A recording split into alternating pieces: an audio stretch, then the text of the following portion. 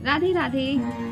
गायत्री मंत्र। ओम भूर्भुवः स्वः तत्सवितुर्वरेण्यं भर्गो देवस्य धीमहि धियो यो न प्रचोदयात्। गायत्री मंत्र। ओम भूर्भुवः स्वः तत्सवितुर्वरेण्यं भर्गो देवस्य धीमहि धियो यो न प्रचोदयात्। गायत्री मंत्र। गायत्री मंत्र का ओरिजिन आपको पता है, एक छल के कारण हुआ था। लेकिन ये गायत्री मंत्र का आविष्कार, गायत्री मंत्र का जो हमारे जीवन में गायत्री मंत्र आया, वो किस कारणों से आया, क्यों आया, ऐसी कौन सी वजह थी जो गायत्री मंत्र का ओरिजिन करना पड़ा। गायत्री मंत्र का ओरिजिन विश्वामित्र ने किया था। लेकिन कहते हैं कि सन 2013 में जो गोविंदा थे, उनको ऐसी बीमारी ने जकड़ लिया था कि उन्हें कोई भी साइंस कुछ भी नहीं ठीक कर पा रही थी। लेकिन उन्हें किसी महात्मा ने, साधु ने आकर ये कहा कि आप 14 लाख गायत्री मंत्र का जाप कीजिए और आप बिल्कुल ठीक हो जाएंगे। इतनी बड़ी बीमारी हो गई थी कि उनकी हड्डियां तक गलने लगी थी। और उनकी माता ने उनको एक माला और एक आसन ला के दिया कि आप गायत्री मंत्र का उच्चारण कीजिए। और आप 14 साल से 24 वर्ष तक गायत्री मंत्र का उन्होंने उच्चारण किया। और आप और हम ये देख सकते हैं कि वो किस तरह से कहाँ पहुँच गए। गायत्री मंत्र, ये मंत्र एक इस तरह से इसका हुआ कि गायत्री कि विश्वामित्र ने इसका ओरिजिन किया। विश्वामित्र अपनी पूजा साधना में इतनी ज़्यादा मगन थे कि वो उन्हें कुछ भी, कितनी भी बारिश, कितनी भी मौसम से उन्हें कोई फर्क नहीं पड़ रहा था। यह देखकर इंद्रदेव ये देखकर बहुत परेशान हो गए और उन्होंने एक षड्यंत्र रचा। उन्होंने मेनका को उनकी तपस्या भंग करने के लिए भेज दिया। अब मेनका के सौंदर्य, मेनका का जो नृत्य था, उसके आसक्त होकर विश्वामित्र की जो तपस्या थी वो भंग हो गई। और विश्वामित्र की तपस्या भंग होते ही उनका ब्रह्मचर्य का जो उन्होंने एक व्रत किया था, वो व्रत उनसे टूट गया, जिसकी वजह से वो बहुत परेशान हुए। और उन्होंने उस चीज़ से निकलने के लिए, उस पाप से निकलने के लिए भगवान की आराधना की। और भगवान की आराधना करते वक्त उन्होंने गायत्री मंत्र का जाप किया, गायत्री मंत्र उन्होंने उद्घोष किया। और गायत्री मंत्र का जो अर्थ है वो यजुर्वेद, सामवेद और ऋग्वेद से भी बड़ा है। इस जाप के करने से, ये जो जाप हम करते हैं, इसके जाप करने से तीनों देवता, ब्रह्मा, विष्णु, महेश, तीनों की उपासना करने के बराबर है।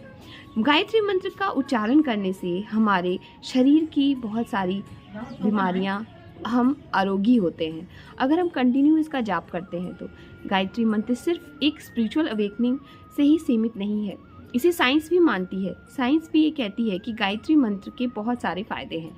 तो हमें मंत्रों के उच्चारण से, जो हमें नहीं पता होता है कई बार कि हम मंत्र उच्चारण नहीं करते हैं, हमारे स्पिरिचुअल जो हमारे कल्चर हैं, इसमें जो मंत्रों का जो विशेष महत्व है वो बहुत ही ग्रंथों में दिया गया है, लेकिन हम उसका वो उपयोग नहीं करते। तो आज से गायत्री मंत्र का ज़रूर उच्चारण कीजिएगा।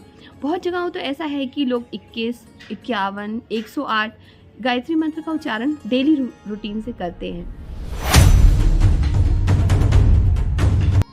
महामृत्युंजय मंत्र। ओम त्र्यंबकम यजामहे सुगंधिम पुष्टिवर्धनम उर्वारुकमेव बंधना मृत्युर्मुक्षे यमामृता।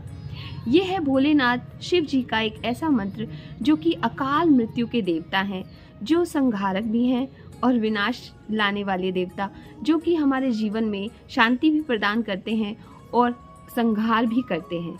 ये हम पे डिपेंड करता है कि हम क्या देखते हैं उनमें। भोलेनाथ, जिनका नाम भोले भी है और संहारक भी, जो कुछ भी कर सकते हैं, वो अकाल मृत्यु के देवता भी हैं। ये जो मंत्र है, ये अकाल मृत्यु से हमें बचाने के लिए, और हमें इसका जो अर्थ है कि हे प्रभु, हे त्र्यंबक, 3 नेत्र वाले, हमें सद्बुद्धि प्रदान कीजिए। और जब भी हमारा समय आए तो हमें, जिस तरह से एक फल पकने के बाद अपनी जड़ से, अपनी बेल से वो विरक्त हो जाता है, अलग हो जाता है, वही शक्ति हमें प्रदान कीजिए।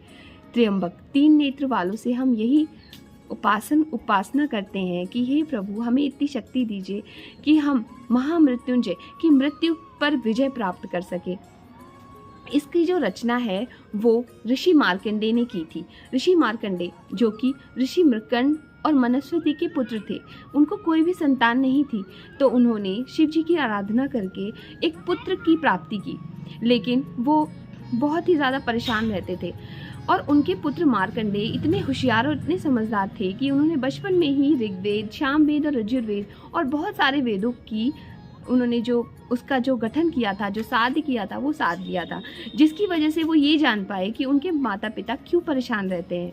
वो इस वजह से क्योंकि 16 वर्ष की आयु में ही उनकी मृत्यु हो जानी थी, जिसकी वजह से वो इतने होशियार थे कि उन्होंने महामृत्युंजय मंत्र की रचना की और उन्होंने अपने अंतिम समय में उसी का जाप किया।